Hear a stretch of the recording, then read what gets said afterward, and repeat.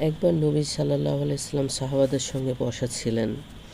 এমন সময় একজন ভদ্রলোক এসে নবীজিকে সালাম পেশ করে বললেন, ইয়া রাসূলুল্লাহ সাল্লাল্লাহু আলাইহি সাল্লাম, আপনি আমাকে একটি উপদেশ দান করুন যা আমার কল্যাণে আসবে।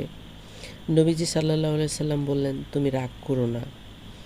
লোকটি চলে গেল। যেতে যেতে সে মনে মনে ভাবল, আমি নবীজির কাছে একটি উপদেশ চাইলাম, তিনি আমাকে এই সামান্য উপদেশটি দিলেন, আরও কিছু যদি দিতেন তাহলে ভালো হতো।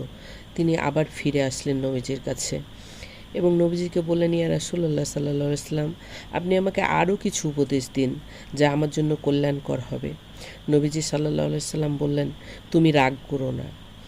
লোকটি রাসূলুল্লাহর এই কথাটির মর্মার্থ উপলব্ধি করতে পারলেন এবং তিনি ফিরে গেলেন।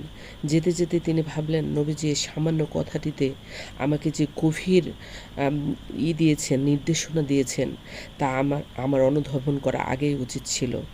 তিনি বললেন, হ্যাঁ, রাগ হচ্ছে এমন একটা মানুষের প্রবৃত্তি যা মানুষ একবার রাগ করে ফেললে নিজেকে নিয়ন্ত্রণ রাখতে পারে না, কারণ তখন মানুষটির নিয়ন্ত্রণ শয়তান নিয়ে নেয় এবং মানুষটিকে দিয়ে সে বিভিন্ন রকম খারাপ কাজ করাতে পারে, যেটা সে স্বাভাবিক অবস্থায় করতে পারতো না, এবং সেটা পরবর্তীতে তার জন্য ভীষণ লজ্জার এবং সমাজে দৃষ্টিকটু ও অপমানকর হতে থাকে এবং সে পরবর্তীতে অনুশোচনায় ভুগতে থাকে। তো যাই হোক, লোকটি এই কথা চিন্তা করতে করতে চলে গেল।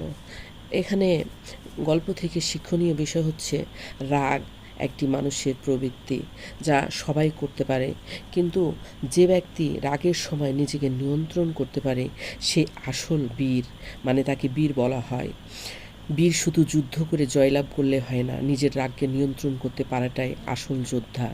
যাই হোক, যখন কারো প্রচণ্ড পরিমাণ রাগ উঠবে সে যেন আউযু বিল্লাহি মিনাশ শাইতানির রাজিম পড়ে এবং সে দাঁড়িয়ে থাকলে যেন বসে পড়ে আর বসে থাকলে যেন শুয়ে পড়ে। এটার আসলে হাদিস। আসুন আমরা চেষ্টা করি নিজেদের রাগকে নিয়ন্ত্রণে রাখার এবং শয়তান যেন আমাদেরকে দিয়ে কোনো খারাপ কাজ করাতে না পারে, যা আমাদের জন্য ভবিষ্যতে অত্যন্ত লজ্জার এবং ঘৃণার হবে। সমাজে মুখ দেখাতে পারবো না এমন একটা সিচুয়েশন যেন তৈরি না হয়।